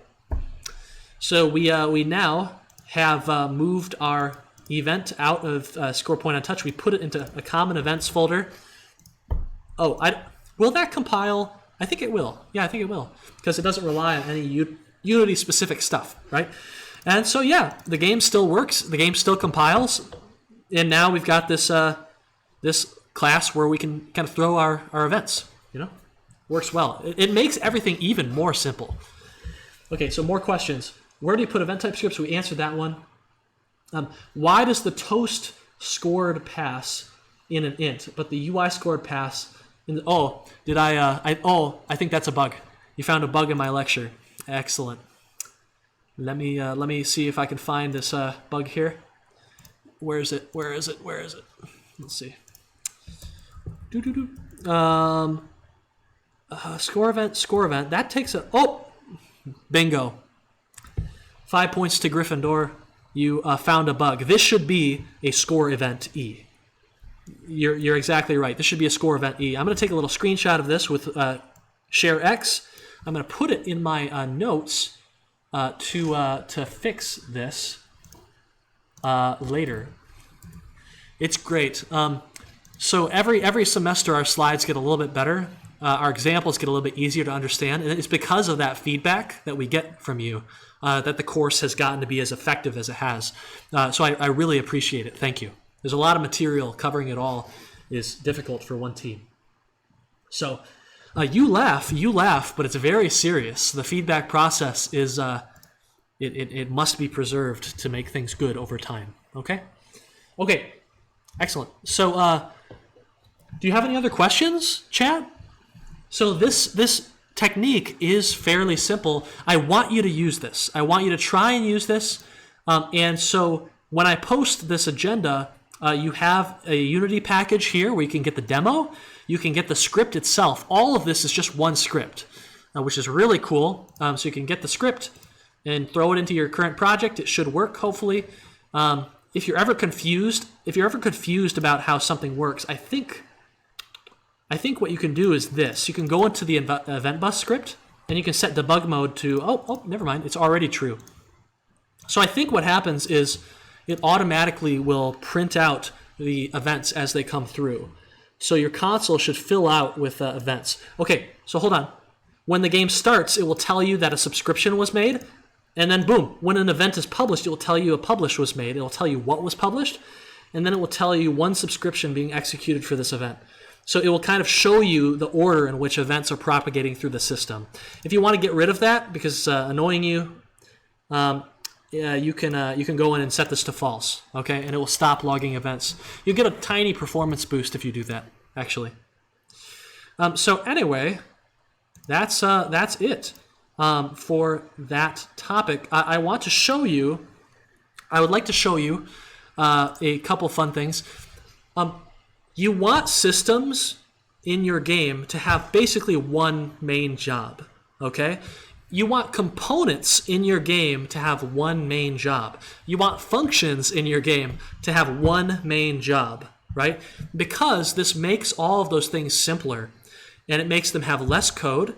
And the simpler your systems are and the less code they use, the harder it is for a bug to hide in them, okay?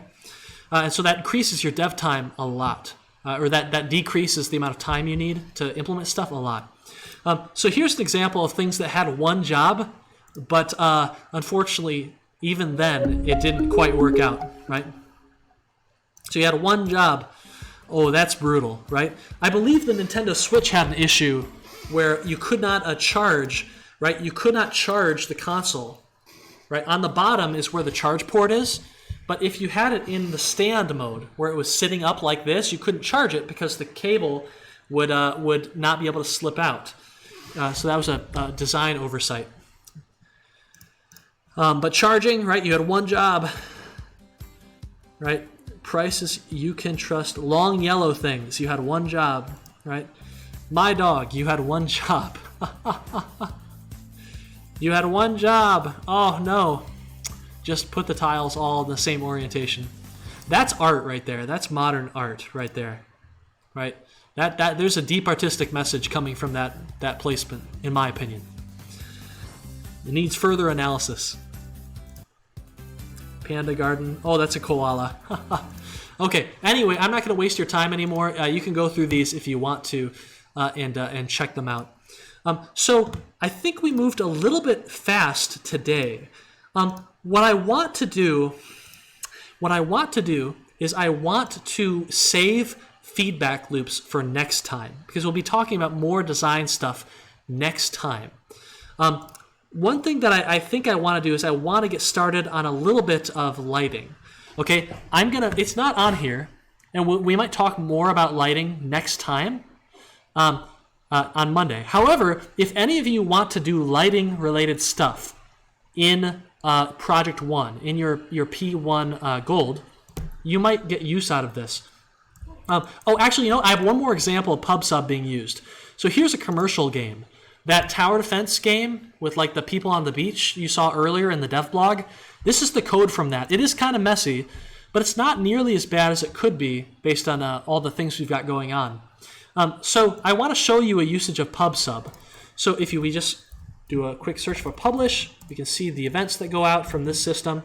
Okay, so this is the can take damage component. It detects if you've touched something that can deal damage to you, and then it does a lot of stuff. It adjusts your health, and then it publishes an event. What event does it publish? It publishes the event damage taken. Okay? This event, if we look at it, it will take an entity name, so it wants to know who took damage. It wants to know what team they were on. It wants to know what their type was. It wants to know how much damage was taken, and it wants to know who dealt damage. Okay? And with all this information, what we can do is we can actually look at who is consuming and subscribing to these events. The character status canvas is.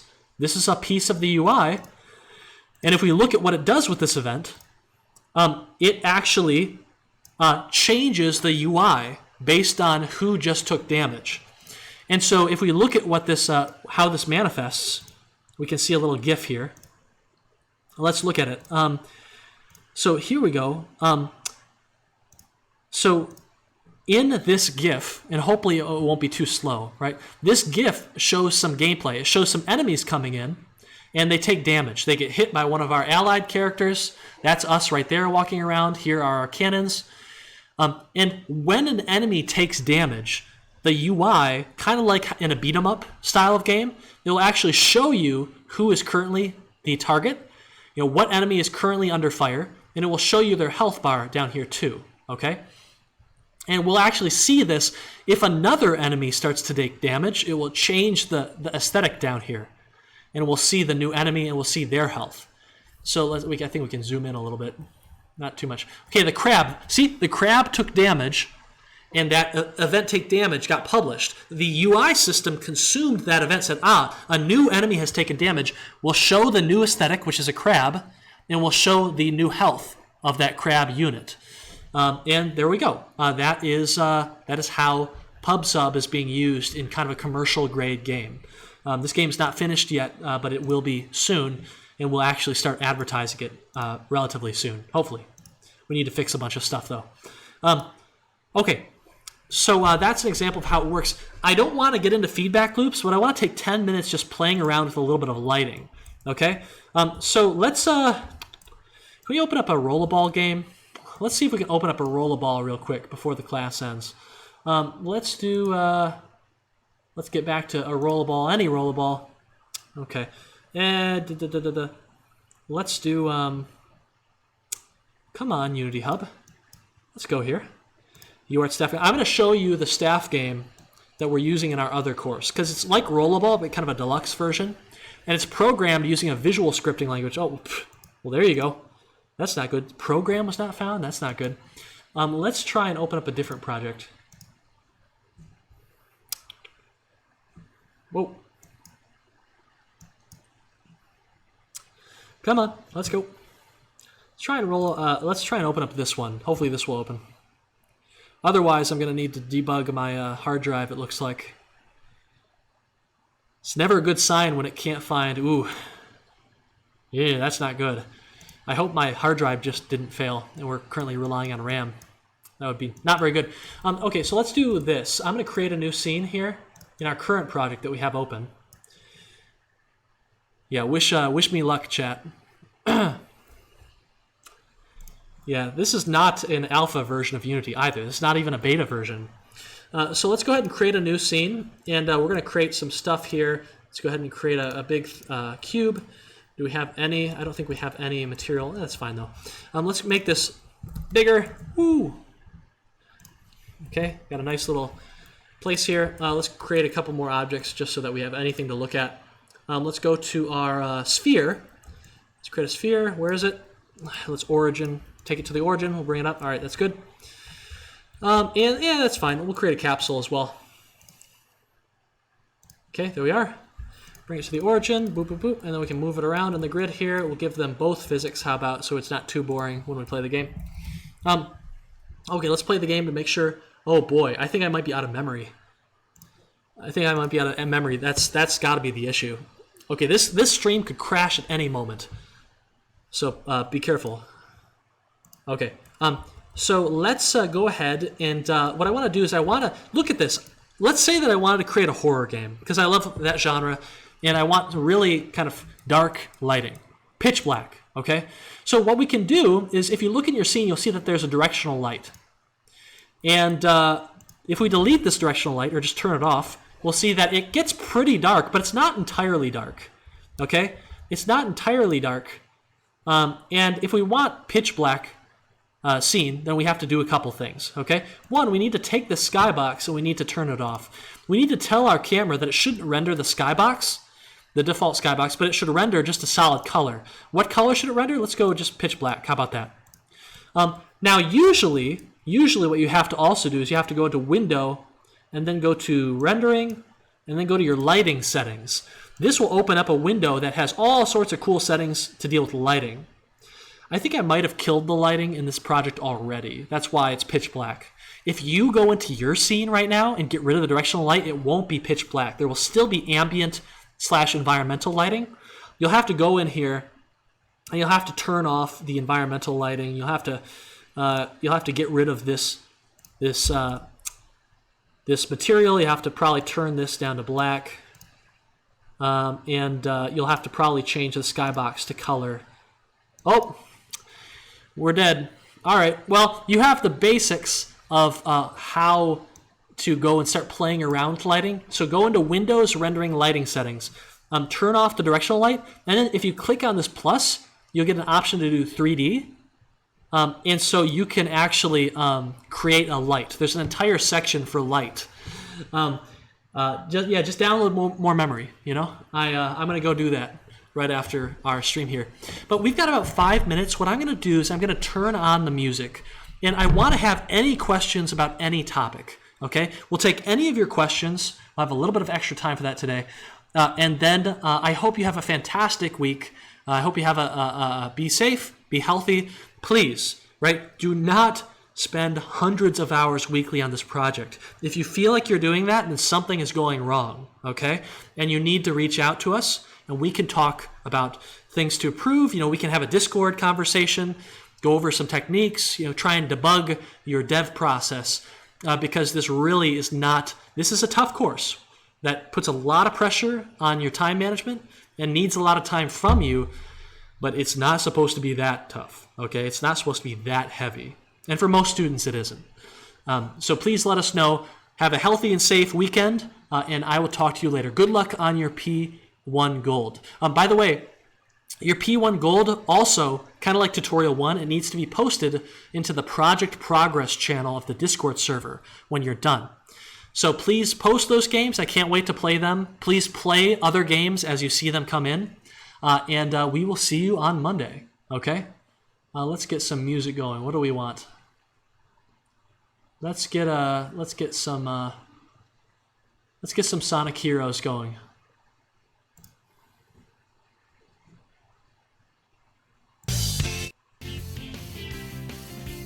Okay, chat, go ahead with questions.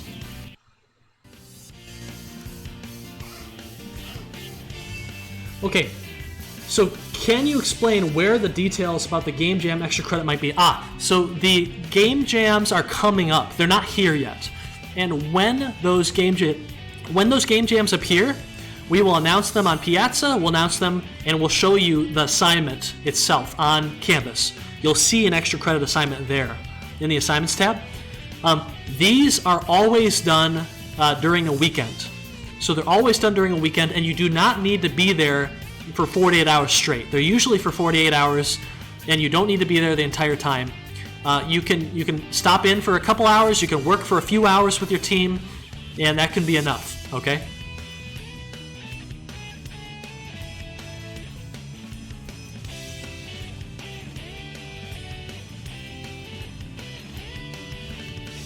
So I'm not sure I understand.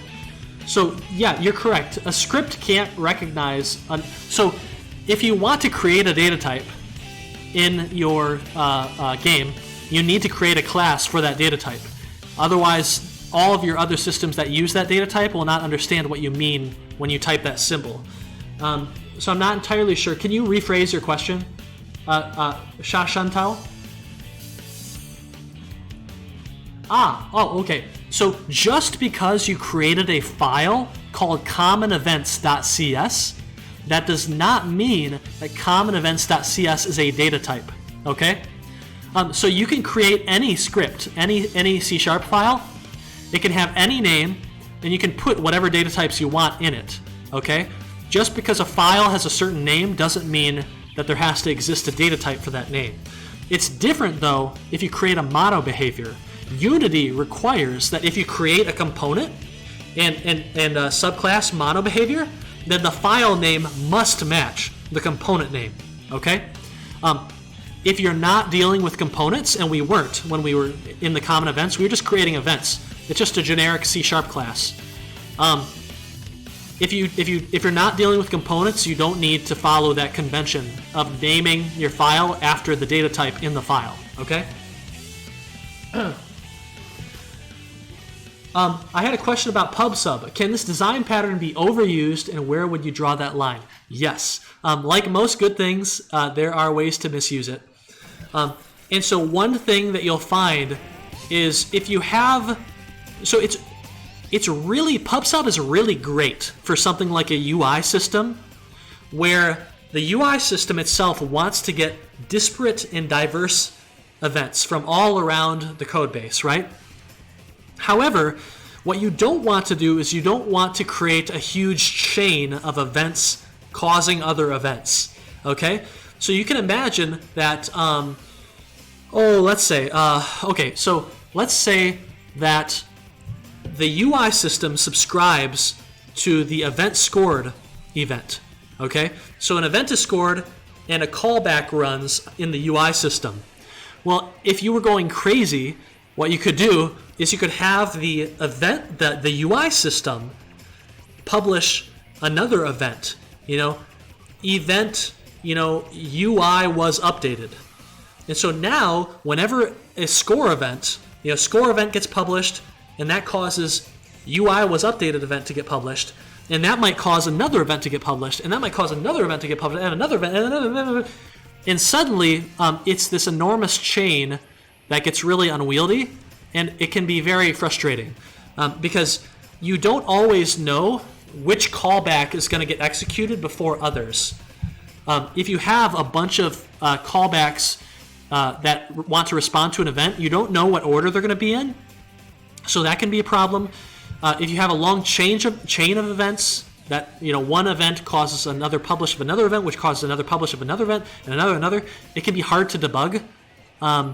Which is why it can be very nice to turn on the debugging thing in the Eventbus, because then it will actually list out exactly how the events were cascaded. So that is one thing you can run into if you overuse pub/sub. But otherwise, it is a really nice thing to use. I use it in combination with Observer. So I use Observer and I use pub/sub. And on occasion, if I'm in a rush, I will also spaghettify, and I will have an event literally just call a function on another event. Sometimes that just happens, particularly if a system is a singleton. That will sometimes happen. So, okay, so say we have an event with many listeners, but we don't want every listener to fire when the event happens. Specifically, I'm thinking of how we could design a flashing aesthetic component that listens for an enemy damage event. Yep, but will only fire when the game object detects you. Yes. I use that approach quite a bit. So what you can do is you can have the pub sub pattern like you expect, right? So you've got a can take damage component, and it causes the can take damage or event damage taken event to be published. Now you also have a component that is the does flash aesthetic, or flash when damaged, that subscribes to that event. However, you want to make sure that you only flash if the damaged unit was the unit that you're on, right? That you're associated with. What you can do is when that event comes in, you can do a little if statement that checks, like, okay, if if event dot unit that was damaged equals me, right? Equals this, equals game object. Then you continue, otherwise you do an early out. Or you can do, if event dot damaged unit is not equal to me, then just return, right? Early out and don't do any logic. That might not be super efficient, but remember, you're trying to be efficient for dev time. So even if something isn't super runtime efficient, that usually doesn't matter because computers are ultra fast. And unless you're doing something at the cutting edge, unless you're working at Naughty Dog or on a AAA game, you probably don't care that much. Or unless you're working on like a mobile device that's really low spec, that's when you might care. But right now you probably don't. We can tell. Like this might be a case where you want to use Observer. You could also use Observer. Like for instance, the flash on damaged component could check to see if this current game object also has a can take damage component, and if so, it can just register a callback on that can take damage component. Like that could be fine. It's a little bit of coupling, but it's probably not going to be a huge deal. So Observer could be useful there if you don't want to be checking every single event that comes through, right? You might get 100 enemies taking damage, and you'll be like, okay, no, 99 of these is not my game object, but then the one is. If you're worried about that or think it's inefficient, then Observer would be more efficient in that case. The chained behavior maybe can be used in system-driven mechanism. Yeah, sure. One of the hard things about PubSub is when you have a bunch of events that cause a bunch of other events, it can be a little bit hard to predict what's going to happen. However, that might actually be a positive. If you think about Legend of Zelda Breath of the Wild, that is a game that is a game where the whole point is kind of unpredictability, right? You drop an item, right? You drop an item next to a fire because you just need more inventory space, and suddenly the fire system, the element system, is detecting the presence of that item. The item is detecting the presence of heat nearby. The item changes into roast beef instead of just beef, right? And you're like, oh, what? Oh, wow, okay. I didn't expect that. That's a little bit surprising, Or you could put a bomb on the ground, and you could put some food on the ground, and the bomb goes off, which generates a bunch of heat, which causes the food nearby to become cooked, right? So this might actually be something you want. It's going to be hard to debug though. Oh, would have asked us to add the toast system. Yeah, so I think that's a really good idea, Foxkilla. I think that's a good thing to think about, but that's why we didn't do it. The tutorial assignments are very difficult because usually, like during a normal non-COVID semester, students don't have 7 days to do it; they have 5 to do both tutorials, and that's a really fast way to start. And so, getting students to understand the basics of Unity, that's a tall task in just 5 days. Asking them to also kind of think at a higher level and think about the design patterns being used, like that's a really tall ask. And we already do that, right? We're already asking students to come to grips with composition and kind of component-oriented design. And that's very different from the inheritance that 280 and 281 students are used to. And so I think it'd be too much to ask.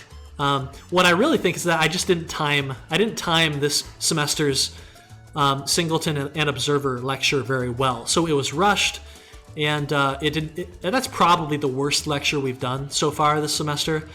And so I regret that. But usually it works a lot better, and it's usually a much better lecture. So I apologize, but you can go through and you can review that Twitch stream, and you can review the code, and you can download the code and use it if you want to. Okay.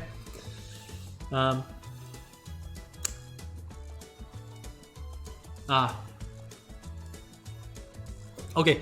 So the tutorial 2, if everything goes well, and I think at least sometimes it goes this well, tutorial 2 is meant to teach you about prefabs. It's meant to teach you about collisions and the collision matrix, right? And it's meant to teach you about the magic of components. So prefabs, when you go to implement multiplayer, the worst way you can do this is to create an entirely new, like, bird2.cs script. And some students unfortunately do that. The hints very specifically try and prevent you from doing that. They say, you know what if you used a prefab and created a second bird with a prefab? Or, what if you made your component more general? Right? What if you made your component stronger so that you can actually add a player number to it, and then the component does slightly different logic based on what player number you are, right? That's a really important thing when it comes to scaling, and we hope that the student takes some of that knowledge that they hopefully get out of that assignment and applies it to Project 1, because Project 1 is a situation where you can have a ton of different components that all have so much like shared logic, and it violates dry, and it's a mess, right? But if you do it well, then you can have less components that reuse a lot of logic, which causes fewer bugs, which makes everything more scalable. And so it's a question of I think it's a question of what can we afford to get into the student's brain before P1 arrives. We can't delay P1, because if we did that, that would dramatically shorten how long P2 is and how long P3 is. And those projects are also very short already. So, but it's a very interesting thing to think about. And please submit that feedback in the forum on the assignment spec, so that we can think about it during the break between semesters. Because I think it could be an interesting thing to try, maybe. Yeah, thank you, Foxkilla. Okay, everyone, I need to leave a little bit early this time for a meeting with the College of Engineering. So I will see you all later. All of you have a fantastic day and weekend, okay? Stay safe, stay healthy. Good luck on the P1 Gold, and please reach out, okay? Don't just show up one day and tell me you spent 100 hours. Please reach out so we can help you before it gets to that point, okay? Take care, everyone. Bye-bye.